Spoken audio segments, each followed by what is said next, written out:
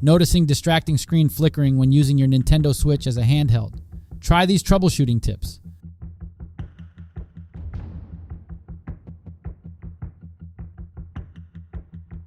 Check for overheating issues. Flickering can occur if the Switch overheats in handheld use. Check the console and venting for blocked airflow. Give the unit time to cool down before playing again. Update system software and games. Outdated software can cause display issues. Connect online to allow any pending system updates to install. Also update game titles or apps if patches are available. Adjust the screen brightness.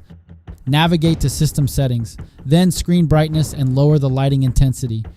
Intense brightness levels can contribute to display instability. Test with official AC adapter.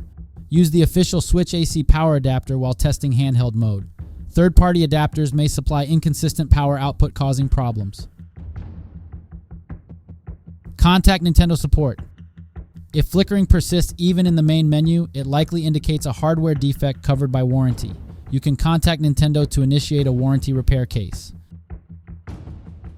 Following these tips should help identify any software or configuration issues causing a flickering screen. But if problems continue, specialized repair may be needed.